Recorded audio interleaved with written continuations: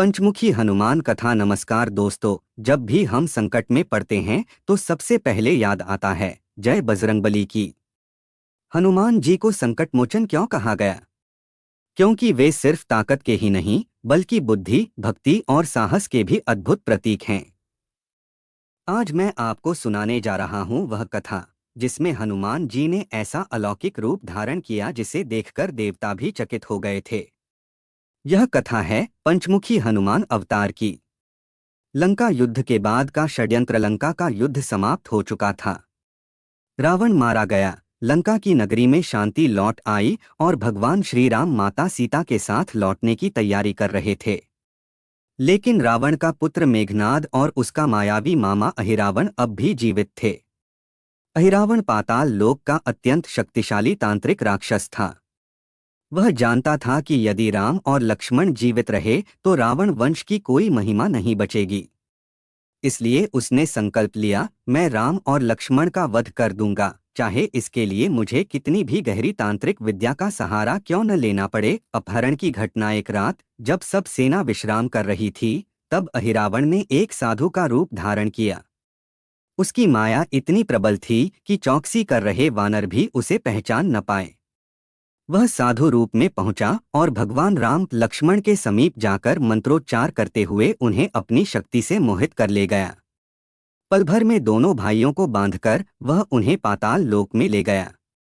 पाताल लोक का दृश्य। पाताल लोक पहुंचते ही राम लक्ष्मण को देखकर वहां के असुर हर्षित हो उठे। चारों ओर ढोल नगाड़े बजने लगे, दीप प्रज्वलित कर दिए गए और एक महायज्ञ की तैयारी शुरू हो गई। अहिरावण ने घोषणा की, आज मेरी देवी महामाया की बलि चढ़ेगी स्वयं राम और लक्ष्मण की।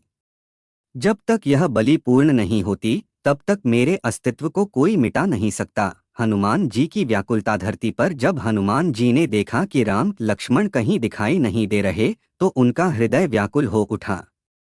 उन्होंने वानरों से पूछा, सब जगह खोजा पर कहीं पता नहीं चला। तभी विभीषण ने बताया, हनुमान, यह कार्य किसी सामान्य असुर का नहीं, यह पातालपति अहिरावण का षड्यंत्र है। केवल वही राम लक्ष्मण को इस प्रकार ले जा सकता है। हनुमान जी ने गर्जना की, यदि मेरे प्रभु पर संकट आया है तो चाहे पाताल की सातों परतें क्यों न तोड़नी पड़े, मैं राम लक्ष्मण को मुक्त कराऊंगा। अहिरावण का रहस्य। हनुमान जी पाताल लोक पहुंचे। वहां उन्होंने देखा कि चारों ओर असुरों का हुजूम है और प्रभु राम लक्ष्मण अग्निकुंड के पास बंधे हैं। लेकिन असली संकट यह था कि अहिरावण अमर था। उसका जीवन 5 दीपों में बंधा था।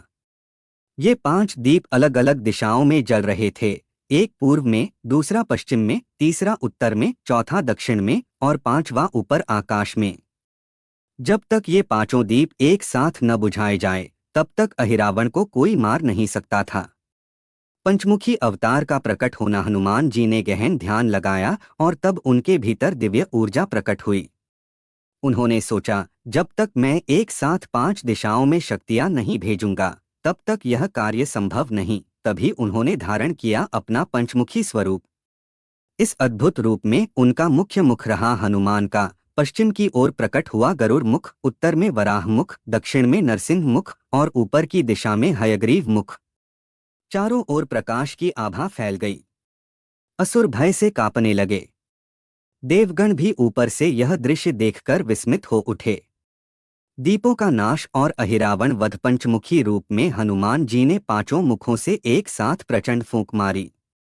क्षण भर में 5 दीप बुझ गए। दीप बुझते ही अहिरावण की शक्ति समाप्त हो गई।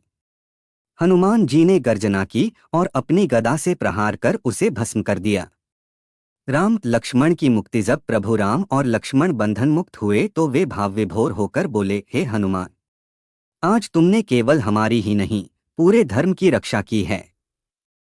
तुम्हारा यह पंचमुखी रूप युगों तक भक्तों को संकट से मुक्त करता रहेगा। हनुमान जी ने चरणों में प्रणाम किया और पुनः अपने एकमुखी रूप में आकर प्रभु को लेकर पाताल लोक से बाहर आ गए।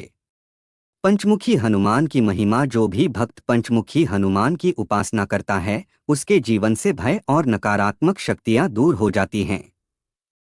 यह रूप हमें यह संदेश देता है कि जीवन के हर संकट से लड़ने के लिए केवल एक गुण नहीं, बल्कि साहस, बुद्धि, भक्ति, शक्ति और ज्ञान सबकी आवश्यकता होती है।